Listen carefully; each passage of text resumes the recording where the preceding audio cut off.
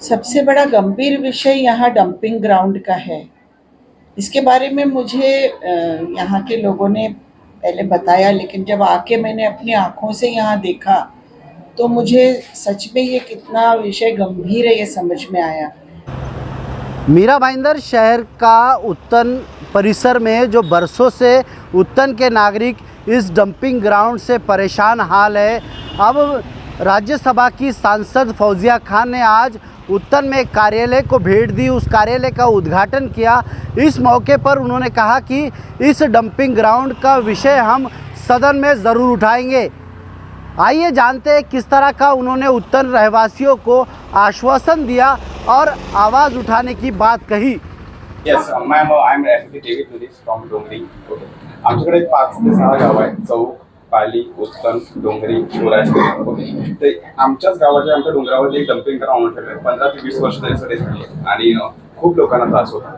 First thing जो कचरा जो घेऊन येतात त्याचं काहीच मॅनेजमेंट नसतं. कचरा रस्त्यावरती पडतो, त्याच्यामुळे खिचड रस्त्यावर पडतो, गाड्या स्लिप होतात आणि ऍक्सिडेंट्स वगैरे पण होतात.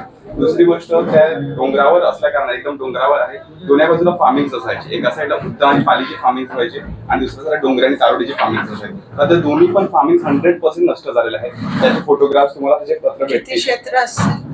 क्षेत्र डम्पिंग ग्राउंडचं फार्मिंगचं दोन्ही साईडला आपण गेलो तर 20 ते 25 एकर दोन्ही साईडला क्षेत्र असेल.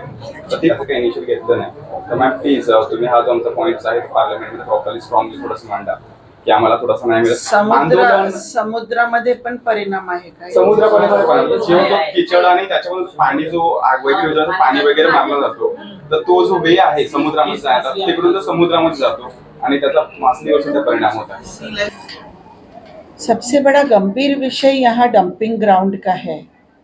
इसके बारे में मुझे यहाँ के लोगों ने पहले बताया, लेकिन जब आके मैंने अपनी आँखों से यहाँ देखा, तो मुझे सच में ये कितना विषय गंभीर है, ये समझ में आया कि यहाँ की इतनी बड़ी लोक संख्या और उस लोक संख्या पे बिल्कुल इनह्यूमन अत्याचार हो रहा है, क्योंकि उनके जीवन से खेलने का काम हो रहा है यहाँ।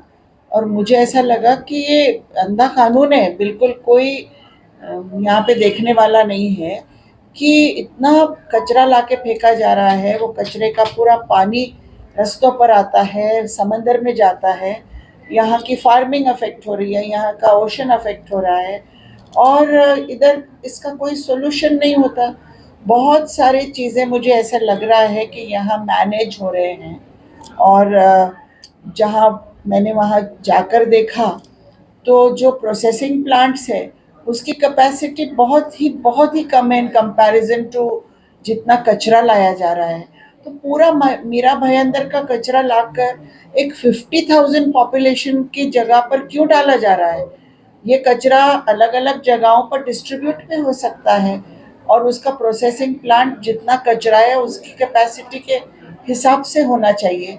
लेकिन ऐसा लगता है कि यहाँ 2008 से लेके अब तक जिस तरीके से ये कार्य चल रहा है, तो कितने लोगों के यहाँ हेल्थ पे प्रॉब्लम आए होंगे, ये हम इसकी कल्पना भी अगर करेंगे तो छोटे छोटे बच्चों के लंग्स पे क्या परिणाम हो रहा होगा, कैसे रेस्पिरेटरी इन्फेक्शंस हो रहे होंगे लोगों को, और क्या क्या है। क्योंकि जो समंदर में जो गंदा पानी जा रहा है उससे जो फिशेस है वो फिश हम खा रहे हैं, तो वो फिश का के ज़रिए से क्या लोगों को अफेक्ट हो रहा होगा। तो ये सारी चीज़ें देखकर बहुत तकलीफ़ हुई मुझे, और इसका कोई ना कोई रास्ता निकालने के लिए मैं अपनी तरफ से यहाँ कदम उठाऊंगी।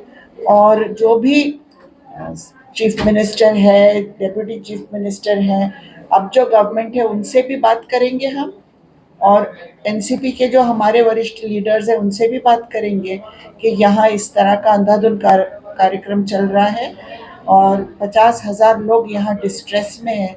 जिस तरह से हमने ये बात करने पर ही इतने लोग यहाँ जमा हो गए और इतने सारे निवेदन जो लोग दे रहे हैं, तो उसमें से समझ में आ रहा है कि every woman, every house hold यहाँ पर अफेक्टेड है और परेशान है।